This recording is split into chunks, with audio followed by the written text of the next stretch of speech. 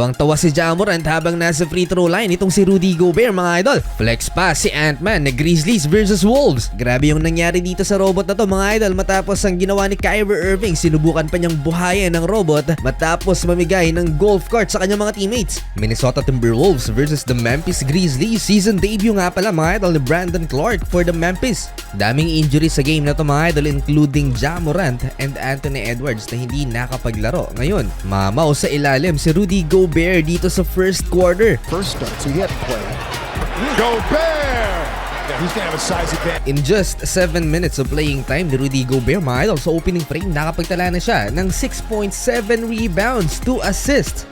Highland, full head of steam, leads it for Gobert! At 2 beses pa niyang pinosterize si Santi Aldama. Great start, both teams naging explosive lang ang simula ng Timberwolves dahil sa mga dunks ni Rudy Gobert. Pero dikit ang laban mga idol. Last game ng Memphis Grizzlies ay tinambakan nga nila ang LA Clippers. At may panibagong Shelly na naman si Ja Morant. Bang-bang celebration pero itinago na ni Ja. Well, hindi naging relevant ang celebration na to ni Ja Morant at hindi na pinansin ng liga. Last time na ginawa yan ni Ja Morant mga idol, pinagmulta siya ng NBA ng $75,000 o humigit kumulang 4.5 million Philippine peso. Speaking of 3-point Shelly, Bones Highland, meron ding celebration mga idol pero kakaiba. Tuwang-tuwa si Anthony Edwards sa kanyang mga teammates sa first quarter mga idol, napa-take over si Jaren Jackson Jr. late first quarter. Kaya nakahabol ang Memphis Grizzlies at nakalamang pa sa Timberwolves. Parang inagawa naman ng candy si Triple J sa play na to mga idol, last 2 minutes ng first quarter. 2-point game, 29-27, Grizzlies up by 2. Second quarter, Terrence Shannon Jr. with his second triple at nasundan pa ng and-one basket naman ni Rob Dillingham. Napatayo ulit si Anthony Edwards sa second unit, Rob Dillingham again from mid-range. Nasa arena si Ja Morant to support his teammates. Battle of the Bigs to mga idol. Jaren Jackson Jr. 3-point basket and Rudy Gobert dominating the paint again. 1-time Defensive Player of the Year and 4-time NBA Defensive Player of the Year. No Zach Edey, meron pa namang isang big man ng Memphis si Jock Landale. Naz Reid, another 3-pointer and Bones Highland transition layup. Next to Jaren Jackson Jr. mga idol, si Jalen Walls ang leading scorer ng Memphis Grizzlies. Sinundan ng rookie na si Cedric Coward, ang future starting point guard ng Memphis Grizzlies pag ma-trade si Ja Morant. Muling nakalamang ang Memphis Grizzlies. Jaren Jackson Jr. nice footwork against Julius Randle bank shot. In rhythm si Cedric Coward dito sa second quarter isolation kontra kay Rudy Gobert, absorbing the contact and gets the 2. 62-61 halftime, Timberwolves up by 1. Third quarter, Julius Randle started the game with a 3-point bucket at nakapag-steal si Donte DiVincenzo for a 200 dunk. Hindi lang yan, bumitaw din ng napakalayong tres si Donte from Stephen Curry range at binuli niya ang mas malaking si Jaren Jackson Jr. Bunk shot mga idol, 7 straight points for Donte. All-around performance for Donte DiVincenzo dito sa third quarter, another steal and assist sa poster dunk ni Jaden McDaniels kay Santi Aldama na naman, sabay turo. DiVincenzo to McDaniels with the hammer!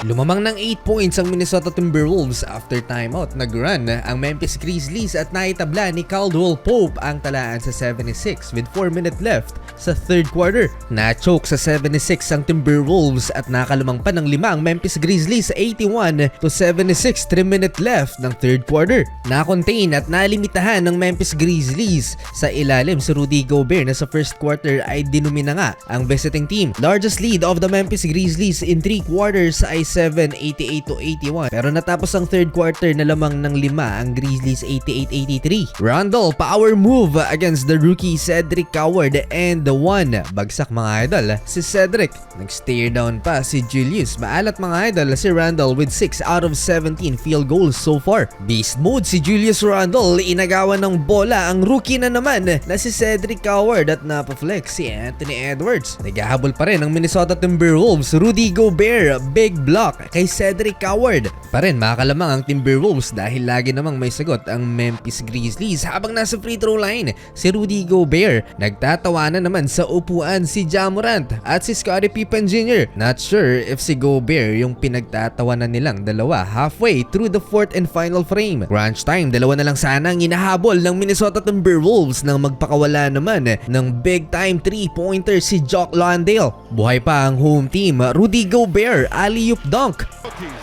DiVincenzo, toss it up, and go back. Under 2 minutes remaining, naibaba pa ng Timberwolves sa 3 ang lamang ng Memphis Grizzlies, pero si Jock Landale again bumitaw ng cold-blooded 3-point basket sa harap ni Rudy Gobert. And Jaren Jackson Jr. seals the win with the Tiger floater. Mga idol, panalo ang Memphis Grizzlies. Isang linggo bago ang Pasko, mga idol, namigay si Luka Doncic at Kyrie Irving ng regalo sa kanilang mga teammates. Total of 103 e-bikes ang ipinamigay ni Luka Doncic, hindi lang sa mga players, mga idol, dahil ang basketball operation staffs ng Los Angeles Lakers ay binigyan din ni Luka Doncic, including the Lakers commentators at maging ang sideline reporter. Di pa to nangyari before sa Lakers, kaya todo ang pasasalamat ng mga staffs, lalo na yung mga hindi naman kalakihan ang sahod sa Lakers. Kalapan itong si Vando, Bugatti ang regalo ni Luka. Happy lahat, mga idol, kahit si Lebron tuwang-tuwa sa regalo ni Luka. Kahit pa siya ang one of the richest figure in sports. Ngayon, well, hindi na bago kay Luka Doncic ang pamimigay ng regalo sa kanyang mga teammates dahil ginagawa niya to sa Dallas Mavericks nung nakaraang taon lang. Bago ang trade, binigyan niya ng tag-iisang go-kart ang mga players ng Dallas, pati na rin ang staffs. Generous talaga si Luka na wala man ang Santa Claus ng Dallas Mavericks na si Luka Doncic,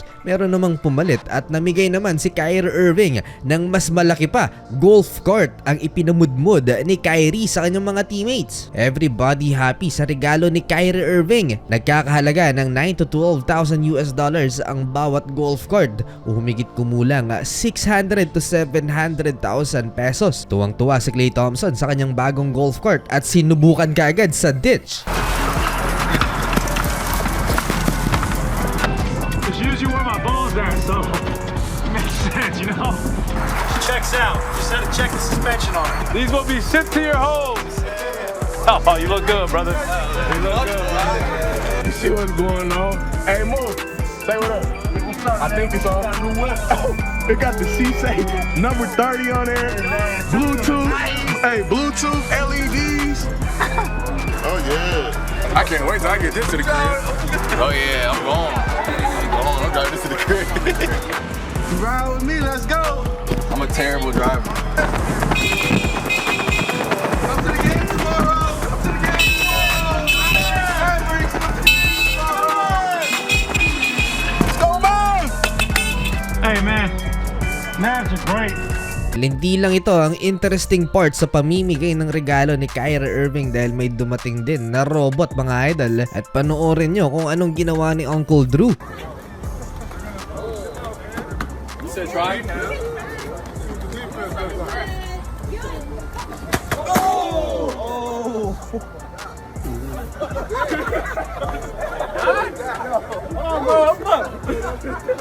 Straight up.